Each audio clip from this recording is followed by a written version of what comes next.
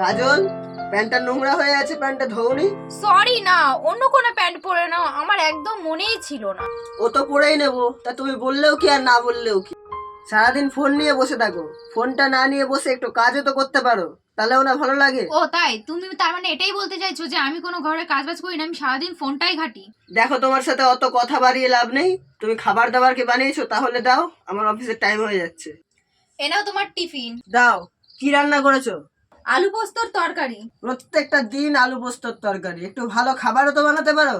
সারাক্ষণ ফোনটা না ঘেটে একটু রান্না বান্না, একটু ঘর গোছানোর দিকে মন দাও, তাহলে দেখবে কাজে দেবে। অফিস যখন যাচ্ছ তাহলে আমার একটু ফোনটা একটু ঠিক করে নিয়ে এসো না। আরে আমি অফিস যাব না, তুমি তো বাড়িতেই বসে থাকো, তাহলে তুমি ফোনটা ঠিক করে নিয়ে আসতে পারো তো। তাহলে একটা কাজ করো, ফোনটা এখন নিয়ে গিয়ে দোকানে দিয়ে দাও, আর যখন আসবে তখন নিয়ে চলে আসবে। কি হয়েছে তোমার ফোনটায়? ওই স্পিকারটা একটু প্রবলেম হয়ে গেছে, কিচ্ছু শুনতেই পারছি না। এইটুকু প্রবলেমের জন্য আমাকে কেন বলছো? বাড়িতে তো বসেই থাকো, নিজে কি সারিয়ে আনতে পারছো না? আমি যদি সারিয়ে আনতে পারতাম না তাহলে আর তোমাকে আমি বলতাম না। ও ঠিক আছে ঠিক আছে, আমার এখন সময় নেই, সামনের সপ্তাহে সারিয়ে দেবো। কিন্তু কিন্তু কিছু না, বললাম তো সামনের সপ্তাহে সারিয়ে দেবো। যদি ওয়েট করতে না পারো, যাও নিজে গিয়ে সারিয়ে আনো। রাত্রে বাড়ি আসার পর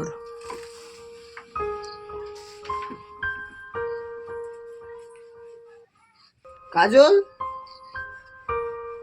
ঘরের অবস্থা এরকম, ঘরে এভাবে অগোছালো রেখে কোথায় গেছে? ফোনটা করেই দেখি, ফোনটা সুইচ অফ বলছে, কোথায় গেল? মাকে একটা ফোন করে দেখি। হ্যালো মা, এক কাজল গেছে তোমাদের বাড়িতে? যায়নি? আচ্ছা ঠিক আছে, না না না না, কোনো অশান্তি হয়নি, এমনি কোথায় গেছে। ঠিক আছে রাখছি, আমি দেখছি। কোথায় গেছিলে তুমি না বলে করে? কেন, ফোন ঠিক করতে। তা একটাবার ফোন করে বলে যেতে হয় তো। ঘর দুয়ার এইভাবে অগোছালো করে রেখে গেছো, কি অবস্থায় ঘরের? তুমিই তো বলেছিলে নিজে গিয়ে ফোনটা ঠিক করে নিয়ে আসতে, তো সেই জন্য আমি ফোনটা ঠিক করতে গিয়েছিলাম, সেই জন্য ঘরে কোনো কাজবাজই হয়নি। ও বুঝলাম। আর শোনো, তুমি যে সবসময় বলো না আমি ঘরে কি করি, সারাক্ষণ ফোন ঘাঁটি, কোনো কাজবাজ করি না, তাহলে শোনো, তোমার ঘুম থেকে ওঠার আগেই আমি উঠে তোমার টিফিন বানাই, টিফিন বানিয়ে তোমাকে দিই, তুমি কাজে যাওয়ার পরে তারপর এই ঘরের সমস্ত সংসারের কাজ আমি একা হাতে করি।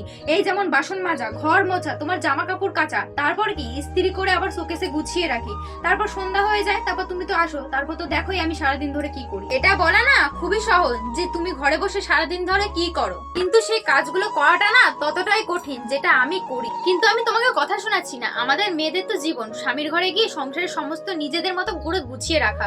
তুমি ভাবছো আমি তোমাকে কথা শোনাচ্ছি, কিন্তু একদমই না। আমি তোমার সাথে ঝগড়া না করে তোমাকে ভালোভাবে বুঝিয়ে দিলাম। আমি বুঝতে পেরেছি, আমার তোমাকে ওইভাবে বলাটা উচিত হয়নি। I am sorry. সত্যি তো, আমরা ছেলেরা ভাবি যে মেয়েরা সারাদিন ঘরে বসে কি করে, কিন্তু মেয়েদের যে কাজটা সেটা আমরা ছেলেরা করতে পারি না। ছেলেরা তবুও তো একদিন ছুটি পেয়ে ঘরে রেস্ট করতে পারে, কিন্তু মেয়েদের কোনোদিনও রেস্ট হয় না, সারাদিন ঘরের কাজ করে যেতে হয় সারা জীবন ধরে। সো গল্পটা কেমন লাগলো জানাবে, এবং নেক্সট ভিডিও আসছে খুব তাড়াতাড়ি। Bye bye.